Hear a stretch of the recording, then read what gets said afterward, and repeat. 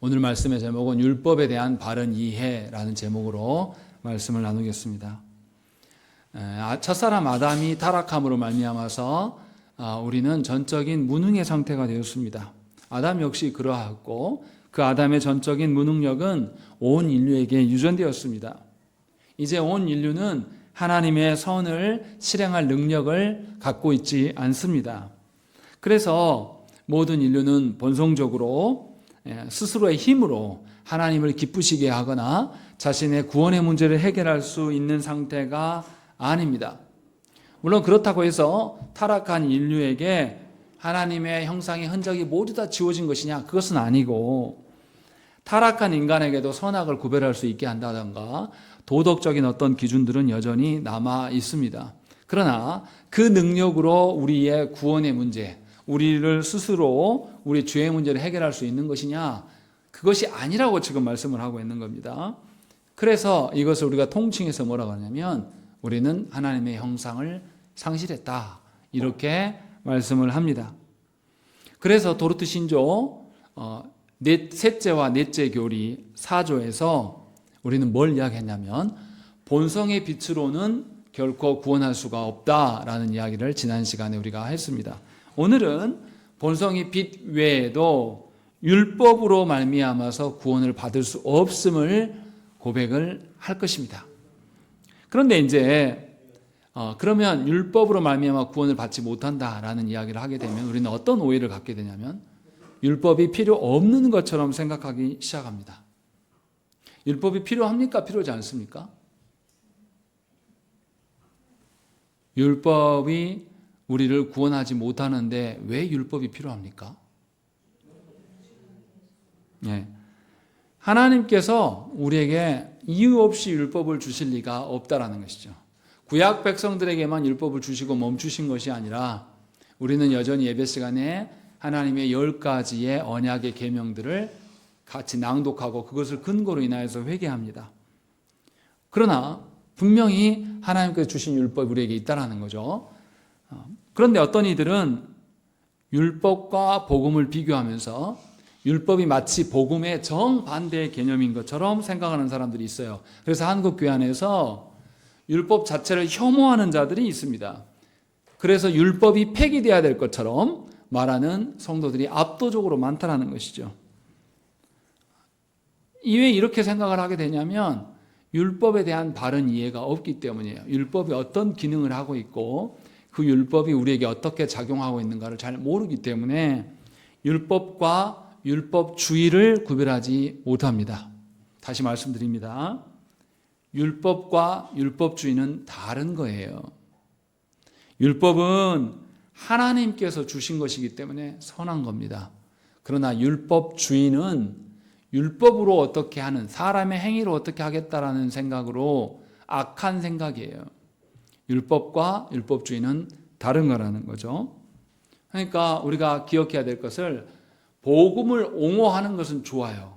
그런데 복음을 너무 옹호하다가 율법을 필요 없는 것처럼 생각하는 경우가 많이 있습니다.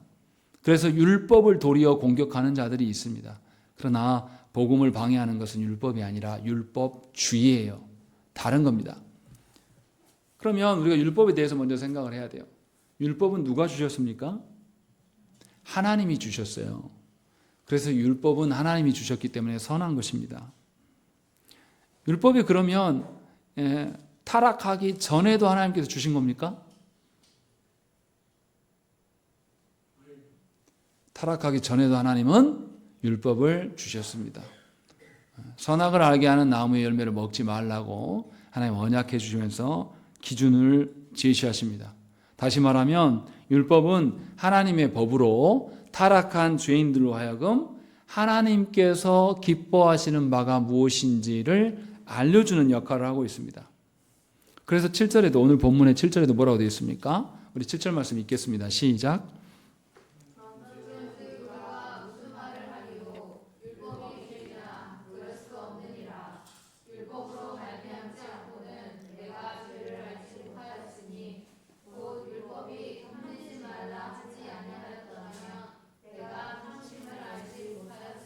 예, 분명히 바울은 고백합니다. 율법이 없었다면 우리가 죄를 알지 못하고 하나님의 기준을 알 수 없었을 것이다 라고 말씀합니다. 이처럼 율법은 하나님의 기준, 하나님의 기뻐하시는 바를 우리에게 제시합니다. 그런데 우리가 율법에 대해서 오해를 갖는 이유가 무엇일까요? 분명히 하나님의 기준을 제시하는데 우리는 율법을 힘든 것으로 생각을 합니다. 왜 힘드냐면 로마서 2장 13절 말씀에 하나님 앞에서는 율법을 듣는 자가 의인이 아니요 오직 율법을 행하는 자라야 의롭다 하심을 얻으리니 이렇게 말씀합니다. 그냥 율법을 듣고 내가 안다고 해서 그 율법의 가치가 우리 안에 드러나는 게 아니라 율법을 행하는 자야지만 율법의 가치가 드러나는 것이죠. 이것이 의인이다라고 성경은 분명하게 말씀을 하고 있습니다. 근데 문제는 뭡니까? 이방인이나 유대인이나 율법을 행할 수가 있냐 이 말이죠. 우리는 하나님의 기준을 지켜낼 수 없습니다. 문제가 뭐냐면 우리 스스로의 능력으로 율법을 지킬 수 없기 때문에 우리는 우리 자신을 구원할 수가 없는 것입니다. 타락하기 전 아담은 어떻습니까? 율법을 통해서 하나님이 기뻐하시는 바가 무엇인지 분명히 잘 알았습니다. 그리고 타락하기 전에는 하나님의 말씀대로 순종하는 것이 어려운 일이 아니었어요. 그냥 자연스러운 일이었습니다. 그런데 타락한 이후에 아담은 전적인 무능력의 상태가 되었습니다. 하나님의 율법을 제시하여도 그 제시하신 것을 선뜻 순종하며 살아갈 수가 없게 되어버린 것이죠. 그래서 타락한 인류는 하나님의 말씀을 주어도 스스로의 능력으로 깨닫지 못합니다. 율법을 바르게 이해하지 못할 뿐더러 하나님께서 알려주신다고 해도 그 율법을 잘 지켜 행할 능력이 없게 되었습니다. 다시 말하면 타락한 인류는 율법을 통해서 그의 어두운 지성에 하나님의 기뻐하시는 바가 분명히 알려집니다. 그런데 문제는 뭐냐면 우리의 의지가 이것을 용납하지 않아요. 왜 그렇습니까? 타락한 우리들에게 하나님의 율법의 기준을 가까이 되면 어떻습니까? 여러분들 더 쉬운 이야기를 해볼까요? 여러분들이 이렇게 얼굴 화장하고 여성들이 화장하는 이유가 뭡니까? 환해지고 싶거든요.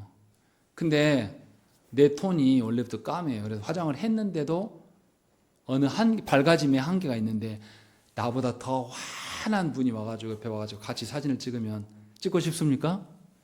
여성들은 항상 자리를 어디로 가야 됩니까? 뒤로. 그리고 머리 큰 사람, 저 같은 사람 옆에 서 있으면 다들 좋아합니다. 그런데 나보다 더 작고 예쁘고 하얗고 이런 사람이 오면 여성들이 굉장히 싫어합니다. 타락한 우리에게 율법이 이와 같다라는 거죠. 타락하기 전에는 율법을 통해서 하나님이 기뻐하시는 바를 아는 것이 매우 즐겁고 자연스러운 일이었어요. 그런데 타락한 이후에는 어떤 일이 생기냐면 하나님의 기뻐하시는 바를 보는 게 아니라 도저히 다다를 수 없는 하나님의 높은 기준을 제시해야 하는 것처럼 느껴진단 말이죠. 율법이. 그래서 다다를 수 없는 걸 왜 우리한테 주냐? 부담스럽다. 율법의 말씀을 자꾸 제시하니까 내가 너무 부담되고 짐이 되어서 신앙생활을 못하겠다라는 생각들을 갖게 되었다는 거죠. 그래서 어떻습니까? 여러분들 다닐만 하고 좋은 교회를 여러분들 어떻게 생각합니까? 한국 교회에서는 자기 기준에 엇비슷한 교회들을 좋아해요. 성도들이. 성경의 기준에 율법의 기준으로 높은 기준을 제시하는 교회를 우리는 뭐라고 합니까? 부담스러워. 왜 저렇게 엄밀하게 해야 돼? 사랑이 없어 라고 말하면서 그런 교회들을 거절합니다. 그래서 한국 교회에서는 적당하게 인간적인 어떤 게 버무려져 있는 교회가 인기가 많아요. 이게 심각한 문제인 것이죠. 죄인들에게 하나님의 율법은 하나님이 기뻐하시는 바를 깨닫고 알고 그것을 함께 교제하고 누릴 수 있는 것이라고 보지 않아요. 죄인들에게 율법은 다다를 수 없는 너무 높은 기준, 그리고 그 죄에 가까이 가면 나의 추접스럽고 더러움이 온갖 그 나의 죄악들이 다 발각되어지는 그런 것으로 율법을 생각하게 되었다는 것이죠. 그래서 타락한 인류에게는 율법을 알 수 있는 지성도 없을 뿐더러 알려주신다고 해도 율법대로 살아갈 의지도 없게 된 것입니다. 이게 문제라는 거예요. 그래서 타락하기 전에 아담은 하나님과 함께 에덴 동산을 거닐면서 하나님의 기준을 알고 누리면서 사는 것이 즐거웠어요. 그런데 타락한 이후에 아담은 어떻습니까? 하나님 부르시지도 않았는데 어떻게 해요? 숨어요. 자기가 드러날까 봐. 자기의 치부를 가리려고 숨습니다. 이것이 타락한 이후에 우리가 율법을 대하는 태도예요.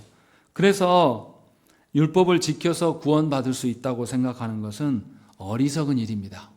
우리의 능력으로는 행할 수가 없어요. 그런데도 율법을 지켜서 구원받는다고 말하는 사람들은 율법주의자가 되는 것입니다. 문제는 무엇입니까? 율법이 바뀐 겁니까? 사람이 바뀐 겁니까? 사람이 바뀌어버렸다는 거예요. 타락함으로 말미암아서 율법을 대하는 태도 자체가 문제가 생긴 거죠. 율법 자체는 변한 적이 없어요. 계속 그대로의 기능을 하고 있었던 겁니다. 그래서 율법은 선한 것이지 사람의 어떠함은 선할 수가 없어요. 그래서 율법은 선하지만 뭐는 좋지 않습니까? 율법주의는 합당한 것이 아니에요. 율법으로 구원받을 수 있다고 생각하는 것, 율법으로 사람의 자신의 능력으로 무엇인가를 지켜서 결과를 뽑아낼 수 있다고 생각하는 것은 악하다고 말씀을 하는 겁니다. 그래서 분명하게 우리는 알아들어야 돼요. 타락하기 전 아담이 하나님의 말씀인 율법을 지켜 행하는 것, 또 그렇게 지켜 행하는 노력이나 수고하는 것이 힘겨운 게 아니었습니다. 할만했어요. 왜냐하면 하나님 능력을 주셨기 때문에. 그래서 율법을 통해 하나님의 뜻을 분명히 알 수 있었을 뿐만 아니라 실제로 율법대로 순종하는 것이 아담에게는 아주 익숙하고 자연스러운 일이었습니다. 그러나 타락한 인류는 이제 율법이 어려운 것이고 부담스러운 것이고 힘겨운 것이에요. 도무지 도달할 수 없는, 왜냐하면 우리는 무능력의 상태이기 때문에 의지적으로 율법을 싫어합니다. 하나님의 말씀을 싫어하는 것이 바로 그런 거예요. 여러분 그러지 않습니까? 여러분 일주일 살아가면서 성경을 얼마나 보십니까? 드라마는 50분짜리도 보고 나면 5분같이 느껴져요. 그런데 여러분 성경 50분 한번 봐보세요. 성경 50분 동안 읽으면 얼마나 읽을 것 같습니까? 내용 모르고 그냥 글자만 읽는다고 쳐도 50분이면요 20, 30장 가볍게 읽습니다. 아주 쉬워요. 근데 그걸 못 읽습니다. 이게 우리의 죄된 본성이에요. 성경 자체를 굉장히 어렵다라고 생각을 합니다. 근데 그러지 않습니다. 왜냐하면 우리는 타락한 본성을 갖고 있기 때문에 의지적으로 우리가 율법을 싫어합니다. 그리고 우리는 어떻게 말합니까? 도달할 수 없는 것을 주시는 그 하나님이 나쁘다. 우리는 이렇게 말해요. 그래서 하나님이 주신 말씀을 우리는 의지적으로 외면합니다. 알긴 알아요. 말씀을 읽어야 되는 건 모르는 성도가 어디 있습니까? 다 알아요. 근데 안 읽습니다. 의지적으로 안 하는 거예요. 못하는 게 아니라 안 하는 겁니다. 이것이 타락한 우리들에게 드러난 일이에요. 그래서 율법을 악한 것이다라고 이야기합니다. 한국교회 안에서도 율법을 존중합니까? 믿음으로만 구원받는다라고 자꾸 이야기하면서 율법이 나쁜 것처럼 계속 말해요. 그래서 그럴까요? 한국교회 성도들이 성경을 안 읽는 거죠. 분명히 하나님은 율법과 계명과 규율을 말씀하면서 같은 서상에서 말씀이라고 말씀하셨어요. 다른 것이 아니다. 그런데 한국교회 성도들은 율법 자체가 나쁘다고 자꾸 이야기한다는 거죠. 근데 성경은 뭐라고 말씀하십니까? 7장 12절 말씀 봐보세요. 뭐라고 되어 있습니까? 읽겠습니다. 시작.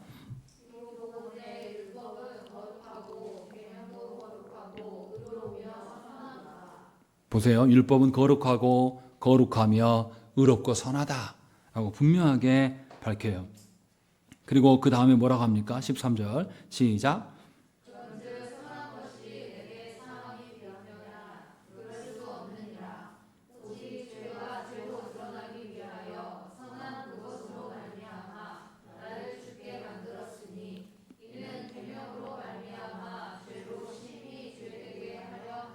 예, 오해하는 우리들에게 13절의 말씀을 하는 거예요. 선한 율법이 내게 사망이 되었느냐? 그렇지 않다. 율법이 있음으로 말미암아서 오직 죄가 죄로 드러나게 하기 위한 것이고 선한 율법 그것으로 말미암아서 나를 죽게 만들었으니 이는 계명으로 말미암아 죄로 심히 죄되게 합니다. 내가 죄인이니까 죽는 게 당연한 거 아니냐. 율법이 너가 죄인임을 알게 한다. 이 이야기를 하고 있는 거예요. 율법 자체가 너를 죽인 게 아니라 죄가 너를 죽게 하는 것이다. 그리고 율법이 om으로 말미암아서 죄가 확연히 드러나게 하는 것이죠. 그럼 율법이 문제입니까? 죄가 문제입니까? 죄가 문제임을 알려주는 것이 율법인데 그것이 어떻게 악하다고 말할 수 있느냐라는 거죠. 성도들이 말씀을 싫어하고 말씀을 의지적으로 떠나는 것이 합당하냐라고 묻고 있는 거예요. 그렇지 않다라는 거죠. 하나님의 선한 기준을 알아야지만 분명하게 내가 어떤 상태인지 알 수 있어요. 그래서 14절에 뭐라고 합니까? 우리가 율법은 신령한 줄 알거니와 그 율법에 비추어 보니까 나는 죄 가운데 있어요. 그래서 나는 육신에 속하여 죄 아래에 팔렸도다 라고 말하고 있는 겁니다. 율법이 없으면 내가 죄의 종노릇하고 팔려간지도 나는 모른다라 이거예요. 오해해서 읽으면 안 돼요. 자꾸 율법이 그렇게 한 것처럼 이렇게 이해하시면 안 된다라는 것이죠. 그래서 율법이 분명히 거룩하고 선하고 의로운 것이다. 우리에게 참된 의로움이 무엇인지 알게 하시기 위하여서 신령한 말씀으로 우리에게 주신 것이다 라고 성경은 분명히 말씀합니다. 문제는 우리에게 있는 거예요. 우리가 우리의 힘으로 다다를 수 없는 것을 무조건 악하다라고 생각하는 것입니다. 마치 이거하고 똑같아요. 뭔가 좋은 도구를 줬어요. 그런데 자기가 사용할 줄 몰라. 그럼 그 도구 어떻게 합니까? 방치해 두는 거죠. 요즘에 아이폰 16이 막 새로 나왔어요. 뭐 아이폰 16이 비싼 거는 200만 원이 넘는다 그래요. 냉장고보다 더 비쌉니다. 그래서 사람들이 뭐라고 하냐면 저런 걸 왜 사냐. 그런데 사는 사람이 있어요. 그것이 귀하고 성능을 잘 아는 사람은 그 돈이 아깝지 않겠죠. 그런데 쓸 줄 모르는 그냥 전화만 받는 분은 사실은 그거는 사실 우리의 핸드폰 있잖아요. 우리 쓰는 핸드폰, 스마트폰 너무 성능이 좋습니다. 여러분들 다 쓰지도 않잖아요. 필요 이상의 기계들을 사요. 그거를 개발하고 또 장사꾼들은 그걸 팔아먹습니다. 우리 쓰지도 않는데 그러면 도구가 잘못된 겁니까? 쓰지 못하는 우리가 잘못된 겁니까? 우리가 문제인 거죠. 근데 우리는 뭐라 그러죠? 도구 탓해요. 그러면서 도구가 문제 있어 라고 이야기하는 거죠. 그래서 잘 사용하지도 못할 비싼 스마트폰을 우리는 비싸게 주고 삽니다. 그리고 계속 전화만 해요. 문자만 하고. 그 필요 없거든요. 사실 폴더폰이면 충분해요. 그런데 우리가 분별을 못한다는 것이죠. 그래서 하나님의 말씀의 기준이 우리에게 왔을 때 나에게 스마트폰이 필요하지 않구나. 나에게 좋은 스마트폰이 있으면 게임만 내가 하는구나. 노예가 되는구나 라는 것을 알 때에 드디어 스마트폰을 내려놓을 수가 있게 되는 거죠. 더 이상 거기에다 투자하지 않는 거죠. 잘 알아들으셔야 돼요.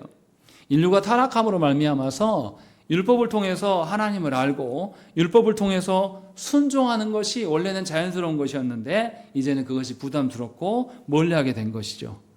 왜냐하면 율법으로 우리의 죄악이 밝히 드러나기 때문에 그래요. 다시 말하면 이것을 율법의 정죄라고 합니다. 타락하기 전에는 율법이 우리를 정죄하지 않았습니다. 그러나 타락한 이후에는 율법이 우리 자신을 정죄하는 도구가 되었습니다. 그래서 타락하기 전에는 율법을 통해서 하나님의 선하심, 하나님 사랑하는 것을 알게 되고 그래서 율법이 너무 좋고 율법을 내 마음속에 내 입술에 담고 고백하였으나 타락한 이후에는 율법이 나의 죄를 밝혀내고 나를 정죄하니까 더 이상 하나님을 사랑하는 것이 아니라 부담이고 괴로운 것이에요. 그래서 율법을 멀리하게 되었다라고 말씀하고 있는 것이죠. 로마서 7장 8절과 9절 말씀에도 그게 써 있습니다. 우리 한번 읽겠습니다. 8절 9절 읽겠습니다. 시작.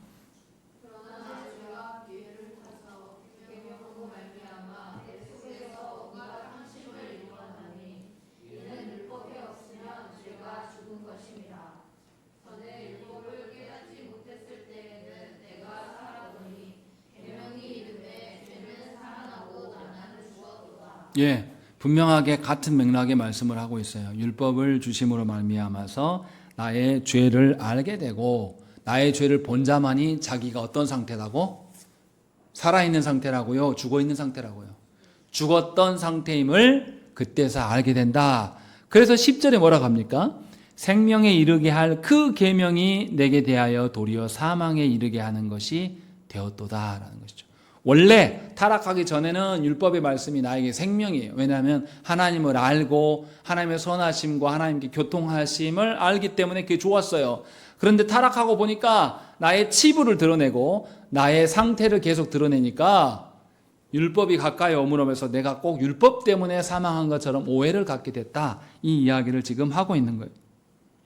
그래서 분명하게 율법의 기능이 타락 전과 후가 달라진 것처럼 보입니다. 그런데 다시 말씀드립니다. 율법은 달라졌다고요? 달라지지 않았다고요? 달라지지 않았습니다. 율법은 우리가 타락하기 전이나 후나 동일하게 율법은 하나님께 나아가는 길을 열어줘요. 율법은 하나님의 선하신 기준이 무엇인지를 알려주는 도구였어요. 다만 문제는 뭡니까? 우리예요, 우리. 우리가 문제가 생긴 것이죠. 그래서 전에는 율법이 우리에게 생명이었으나 타락한 이후로부터는 우리의 실체가 드러나는 사망을 보게 하는 것이 율법이 되어버려서 우리가 율법을 싫어하게 되었다라는 이 이야기를 지금 하고 있어요. 그러면 이제 우리가 어떻게 해야 되겠습니까? 율법의 원래 기능을 바르게 알아야 되지 않겠습니까? 그것이 우리 안에 있어야 돼요. 율법은 10계명의 말씀을 생각해 보십시다. 10계명의 말씀은 두 가지를 설명해요.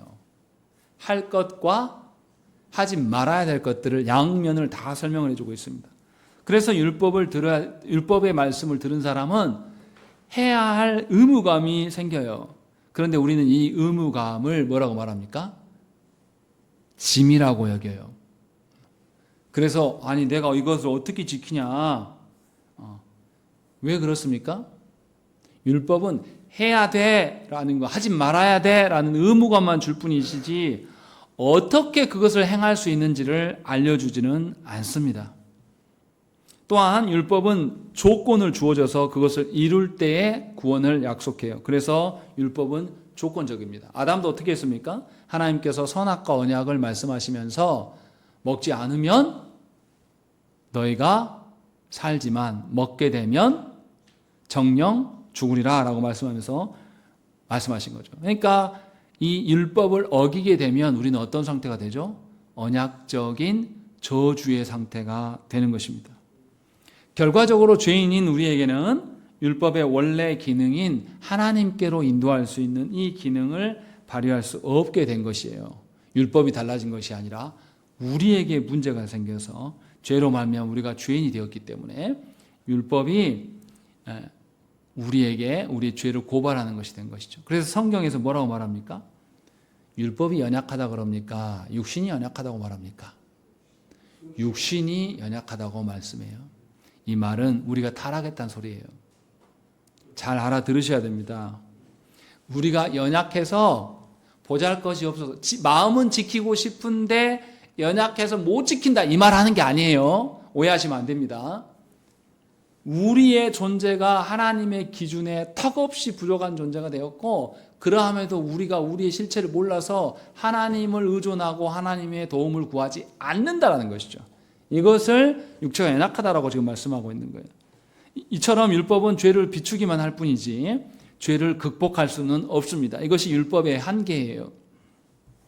죄 없는 자에게 율법을 줄 때는 하나님께 가는 길이 될 수 있지만 죄인들에게 하나님의 율법을 주시면 계속 절망만 주어지는 것입니다. 마치 이것과 똑같아요. 규현이가 이제 산수를 배우고 있는데 규현이한테 미적분을 계속 줘요. 그럼 규현이 어떻게 하겠습니까? 이런 걸 하라고? 내가 나중에 계속 공부해가지고 고등학교 가서 이걸 한다고? 나 못해. 포기. 바로 포기하는 거겠죠. 이것이 율법의 한계입니다. 하나님의 높은 기준 앞에 우리가 다다를 수가 없어요. 그래서 하나님께서는 율법 말고 죄를 극복할 수 있는 길을 열어놓으셨어요. 그게 뭡니까? 복음입니다. 예수 그리스도께서 이 모든 것을 다 완성하시고 우리에게 선한 길을 열어주셨어요. 그래서 복음은 우리에게 하라 하지 말라 말합니까? 말하지 않습니까? 말하지 않아요. 복음은 우리에게 요구하는 것이 아니라 그리스도께서 행하신 바를 알려줍니다. 그래서 복음은 우리에게 아무것도 요구하지 않고 영생의 약속을 소망으로 보여주십니다. 그래서 복음은 사람에게 믿음을 부여하여서 하나님을 바르게 알게 합니다. 믿음을 통해서 하나님의 복음을 받게 되는 것이죠. 여기에서 믿음은 우리 안에서 우리가 믿는 결단입니까? 하나님께서 믿게 하심입니까? 하나님께서 믿게 하시는 성령의 역사인 것이지, 하나님의 방편인 것이지 우리의 어떠함이 아니라는 것이죠. 그래서 사람은 복음 앞에 설 때에만 비로소 율법을 기뻐하면서 소망으로 전환해서 볼 수가 있게 되는 것이에요. 그래서 타락한 인간에게 예수 그리스도께서 오셨을 때에만 율법이 부담스럽고 짐이 되는 것이 아니라 드디어 율법이 선한 것이구나, 하나님의 선하신 뜻인구나 라는 것을 조금 알게 되는 거예요. 그래서 율법과 복음 중에서 무엇이 먼저 선행해야 됩니까? 죄인들에게 복음이 먼저 와야 돼요. 죄인들에게 하나님의 은혜가 있어야 되는 것이죠. 그러할 때에 드디어 우리는 어떻습니까? 하나님을 알게 되고 우리의 죄를 알게 돼요. 그리고 하나님이 복음을 주심으로 말미암아서 우리는 율법의 원래 기능을 깨닫게 되는 것입니다. 그래서 율법에 대해서 이제 대적하는 태도를 버릴 수가 있게 되는 것이죠.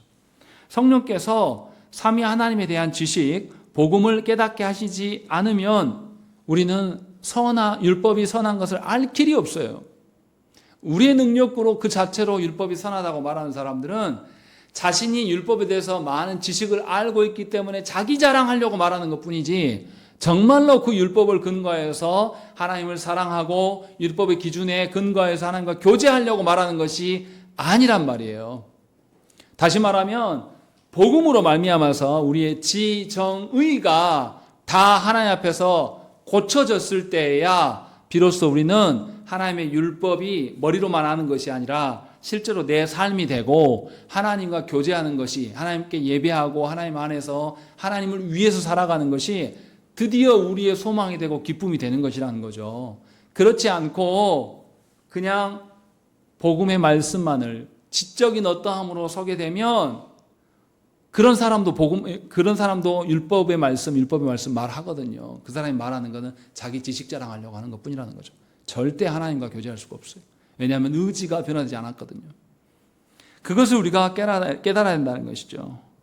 그래서 성령께서 삼위 하나님을 아는 지식을 우리에게 베푸실 때에 우리는 드디어 율법에 대한 태도를 수정할 수가 있게 되는 것입니다. 그러니까 누구든지 복음을 통하지 않고는 율법이 아무런 위로가 되지 않습니다. 예수 그리스도, 복음 대신 예수 그리스도로 말미암아서 우리의 지정의의 태도가 변화될 때에 드디어 우리는 율법을 알아보게 되는 것이죠. 그래서 예수 안에서 성령께서 일하심으로 복음을 깨달은 자들에게 믿음을 불러일으키게 주시고 하나님을 신뢰하는 자가 드디어 죄악을 보게 되고 그런 자들이 회개하게 됩니다. 그래서 회개한 자들이 이제 그리스도께서 보여주신 그 구원의 길을 순종하면서 따라가게 되는 것이죠. 그래서 이제는 더 이상 세상의 위로와 사람의 어떤 위로로 살아가지 않아요. 그 길을 살아가는 사람은 하나님의 말씀의, 율법의 말씀의 기준이 너무 아름답고 복된 것을 깨닫게 됩니다. 그래서 이제 복음을 통하여서 율법을 바로 하는 사람은 율법의 말씀의 길을 쭉 따라 걷습니다. 그래서 참된 성도에게는 율법이 필요한 것이에요. 율법을 통해서 내가 받은 하나님의 은혜가 얼마나 큰 것인가를 확인하거든요. 그것을 지금 말씀하고 있는 것이죠. 그래서 참된 위로와 소망까지도 복음을 통하여서 율법을 바로 본 자에게는 그것이 전환되는 것입니다. 이처럼 성령께서 신자의 오해를 풀어주시고 신자의 마음속에 율법을 지키고 싶은 그런 마음을 복음을 통해서 부어주신다는 것입니다. 그래서 복음을 통해서 죄인이었던 신자는 하나님과 하나님께서 주시는 율법을 사랑할 수 있게 됩니다. 이처럼 복음은 뒤틀려져 버린 인간에게 하나님께서 주시는 것이 얼마나 귀하고 선한 것인가를 알게 합니다. 그래서 우리는 그리스도 안에 있을 때에 모든 것을 새롭게 볼 수가 있는 것이죠. 그 모든 것에서는 뭐가 들어갑니까? 율법의 말씀이 들어가는 것이죠.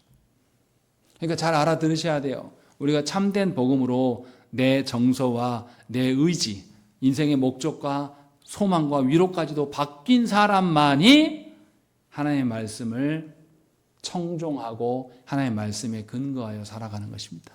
말씀을 듣고자 하여 다른 어떤 것보다 하나님의 말씀이 귀한 것을 알게 되기 때문에. 그러나 여전히 복음에 의해서 변화되지 않는 성도는 말씀이 굉장히 귀찮은 거예요. 하나님의 기준들을 제시하는 것이 굉장히 부담스러운 거죠. 여전히 타락한 본성으로 바라보기 때문에 어렵다라는 것입니다. 여러분은 어느 선상에 서 있습니까? 여러분들에게 하나님의 기준들은 여전히 부담스럽고 어렵고 괴로운 것입니까? 그렇다면 하나님의 은혜를 구하셔야 됩니다. 아직도 내가 하나님이 주신 것이 선한 것을 인정하지 못하구나라는 것을 깨달아 아셔야 된다는 것이죠. 분명하게 하나님께서는 우리에게 선한 것을 주셨지 우리에게 부담되고 괴롭게 하고 우리를 죄의 노예되게 하시기 위해서 주신 것이 없다라는 것입니다. 우리 하나님은 그래서 선하신 분이에요. 문제는 우리가 하나님의 선하심을 알지 못하기 때문에 하나님이 주신 말씀을 존중하지 않는 결과를 가져온다는 것이죠. 그래서 복음과 율법은 다른 것 같지만 실상은 선하신 하나님을 함께 드러내는 도구예요. 이것을 우리가 알아들어야 됩니다. 그래서 복음은 율법과 달리 조건을 묻습니까? 묻지 않습니까? 묻지 않아요. 그래서 뭐라고 말합니까? 값 없이 베푸신 은혜다라고 이렇게 말씀하는 것이죠. 그래서 다음 주에 6조에서는 무슨 이야기를 합니까? 본성의 빛으로도 구원이나 하나님의 선을 말할 수 없어요. 율법으로도 구원이나 선을 말할 수 없어요. 오로지 뭘로? 하나님께서 주신 그리스도 복음으로 말미암아서 이 복음을 복음되게 하시는 성령의 사역으로 말미암아서 우리는 온전하게 될 수 있음을 고백하는 것이 6조의 말씀입니다. 여기서 우리가 잘 생각을 해봐야 됩니다. 처음부터 복음을 바로 꺼내지 않았어요. 바로 6조의 이야기를 하지 않았습니다. 뭘 먼저 말했습니까? 우리의 원래 가진 본성, 우리가 예수 알기 전에 내가 살아온 그 방식을 먼저 부정했어요. 그리고 나서 하나님이 정해놓은 몇 가지의 것들을 지키는 것, 이것으로 구원받을 수 없다라고 부정을 한 다음에 복음 이야기를 꺼낸 겁니다. 이것을 인생에다 비추셔서 생각을 해보십시오. 여러분 스스로의 능력으로 뭔가를 해냈다면 여러분들이 주 앞에 왔을까요? 오지 않았을 겁니다. 여러분들이 인생에서 실패하고 넘어지게 하시는 것이 하나님이 하시는 거예요. 또 하나님 앞에서 몇 가지의 말씀을 주어서 여러분들이 다 지키고 뭔가를 결과를 냈다고 생각을 해보세요. 여러분들 하나님 앞에 고개 숙이겠습니까? 제가 개척을 했는데 개척하자마자 성도들이 1000명, 2000명, 몇만 명이 됐다고 해보세요. 제가 겸손하게 주 앞에 엎드리겠습니까? 그럴 리 없죠. 제일 무서운 게 뭐겠습니까? 평생 목회를 했는데 마지막에 지옥 가는 거예요. 목회해가지고 수많은 성도들한테 영향을 끼쳤는데 교회 돈을 가지고 착복하고 자기만 타락한 것이 아니라 자기 아들들도 교회 돈을 착복하면서 타락하면서 누가 봐도 저거 손가락질하는 그런 집안이 되어버리는 거. 이게 더 무서운 거지 않습니까? 차라리 하나님 앞에서 실패를 경험하면서 아, 우린 죄인이구나. 내 스스로 할 수 없구나 라는 것을 깨닫는 자만이 복음 앞에 서게 되는 것이. 이 순서가 굉장히 중요해요. 그러니까 도르트 신조에서 우리의 선배들이 무엇 때문에 이 순서로 말씀하고 있는지를 잘 알아들으셔야 됩니다. 그러니 하나님의 인도하심이 여러분의 인생에 있습니까? 없습니까? 있는 거죠. 여러분들 생각처럼 여러분 인생이 잘 펼쳐지지 않고 여러분의 생각처럼 연애 가정이 온전하게 서지 않고 자녀의 문제들이 해결되지 않는 그 속에서 우리는 우리의 한계를 봅니다. 그리고 우리가 안 되기 때문에 하나님께 더 매어달 수가 있다라는 것이죠. 이것이 복음을 여시는 하나님의 방편이에요. 그러니 분명하게 우리의 실패 가운데서 우리 자신을 인정하지 않게끔 하시는 하나님, 또 사람이 무엇인가를 이루는 그 율법의 어떠함으로 구원할 수 없음을 깨닫게 하시는 하나님 앞에서 여러분의 인생을 돌아보시면서 하나님의 어떠하심, 그 복음 앞에 여러분들이 돌아오셔야 한다는 것이죠. 정리하면 이런 거예요. 복음과 율법에 대한 바른 균형을 갖지 못한 신자는 언제나 누구 뜻대로 살겠습니까? 자기 뜻대로 살아가요. 교회 안에 있지만 항상 누구 뜻을 말하겠습니까? 자기 뜻을 말해요. 그래서 자기 뜻대로 말했는데 뜻대로 안 되면 성도가 어떻게 합니까? 교회를 떠나요. 여기만 교회냐? 다른 교회 가니까 내 말 잘 들어주더라. 저는 그런 성도 잡지 않습니다. 가셔서 다른 데서 잘 신앙생활 하십시오. 제가 부족해서 성도님의 뜻을 다 받아줄 수 없습니다. 이렇게 말은 해요. 그런데 추가적으로 더 할 말은 있습니다. 무엇입니까? 하나님의 뜻대로 살지 않으면 당신은 성도일 수 없습니다. 라는 이야기를 제가 말하지는 않지만 거기에 담겨 있는 것이죠. 분명히 저와 여러분들이 깨달아야 돼요. 율법과 복음에 대한 바른 균형이 있는 자, 그래서 신자가 온전한 그리스도의 은혜로 말미암아서 자기 자신을 조명할 때에 드디어 하나님의 말씀의 가치가 드러나게 되고 삼위 하나님께 의존할 수 있는 그런 자가 되는 것입니다. 그렇지 않고 언제나 자기의 뜻과 경험과 연륜에 근거해서 자기의 노력으로 신앙생활을 해나간 사람은 한없는 실패를 경험하게 될 것이고 하나님의 말씀이 계속 부담스럽고 하나님의 말씀을 통하여서 드러나는 나의 죄, 나의 더러움, 나의 죽은 상태를 확인하기 때문에 계속 시체 썩는 냄새를 맡으면서 신앙생활을 해나갈 거예요. 그렇기 때문에 하나님께 더욱더 엎드려서 복음과 이 율법에 대한 바른 균형을 갈 수 있기를 위해서 기도해야 되고 여러분들이 더더욱 말씀 앞에 서야 된다는 것입니다. 이처럼 자신의 신앙생활, 자신의 뜻대로 신앙생활을 하는 것이 얼마나 깊은 회의감과 절망을 주는 것인가를 우리 모두가 아시고 하나님께 돌이켜야 됩니다. 반면에 성령께서 어리석은 우리들을 인도하셔서 하나님의 기준 앞에서 우리의 어리석음, 우리의 미련함을 다 들춰내시고 복음으로 말미암아 그리스도로 말미암아서 우리를 자유케 하시는 그 복이 여러분들에게 있어야 되는 것입니다.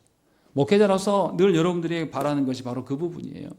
하나님께서 도우셔서 진정으로 말씀으로 인한 자유, 하나님께 주시는 복, 하나님께 주시는 소망, 위로, 그것이 세상, 사람이 주는 위로와 모든 것들을 다 타파할 수 있기를 기도하십시다. 그래야 해서 온전하게 하나님으로 인한 하나님 나라를 앙망하고 소망하는 것이 우리의 삶이 되어야 될 줄로 믿습니다. 우리 함께 기도하시겠습니다.